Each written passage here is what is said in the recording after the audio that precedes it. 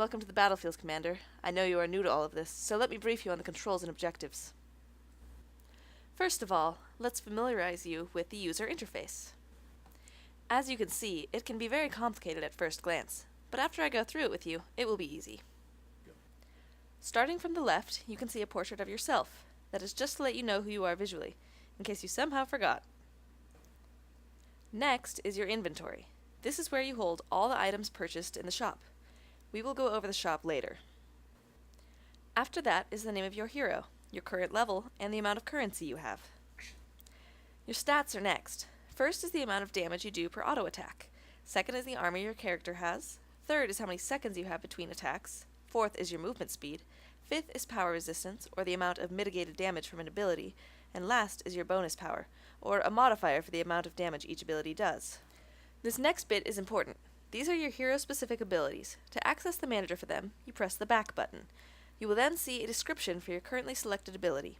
You will also notice a number and a letter associated with them. The number is the current level of the ability, and the letter is the button on your gamepad that you push to activate the ability. Abilities with no button are passive and are always in use. You will see that after you level up, you've gained a plus symbol over your different abilities. This means you have another point you can allocate to a current or new ability. You will also see that there are two abilities that don't have a plus over them. The far right ability is your ultimate and can only be ranked up at levels 6, 12, and 18. The other is because base abilities can only be leveled up at 1, 3, 5, 7, and 9. Base abilities have a max level of 5, and the ultimate has a max of 3. There are 18 levels in total. Each ability has a cooldown and power cost, and after using one, you must wait until the ability refreshes before it can be used again. Ultimate abilities have very long cooldowns, so use them wisely. On the far right is the mini-map.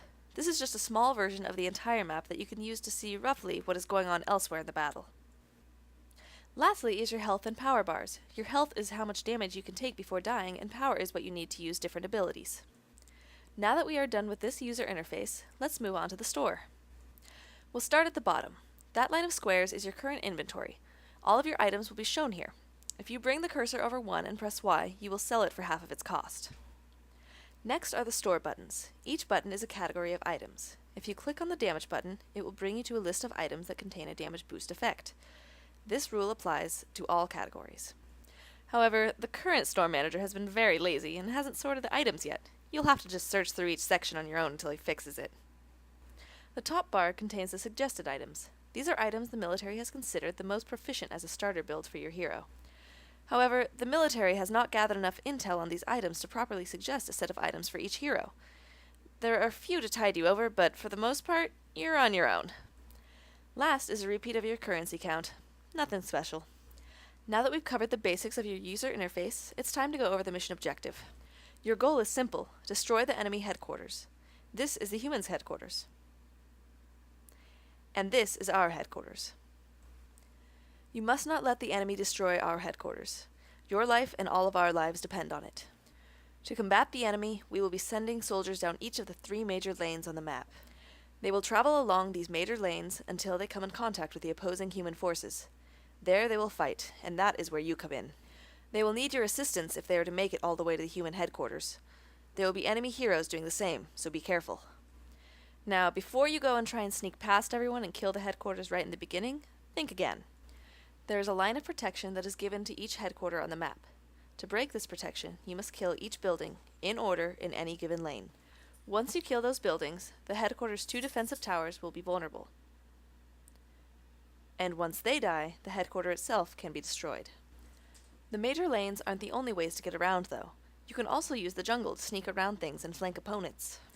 Be careful, though, because there are progenitors idling in the jungle, just waiting for fresh meat. There are rumors that there's an especially large progenitor somewhere in the jungle as well. We haven't had any confirmed reports, but be careful nonetheless. If you take too much damage in battle, return to the base and enter the healing bay. That will fix you right up. And if you're feeling that heavy machinery is more your taste for causing destruction, there is a power armor at your disposal in the base. The power armor has its own unique abilities and stats, so pay attention to those. It will not regenerate HP, but can be fixed up in the healing bay. You will also not gain experience while in the vehicle. You can't gain battle experience if you aren't physically battling. That is it for the briefing on user interface and objectives. You will now be given some quick instructions on the control mechanics.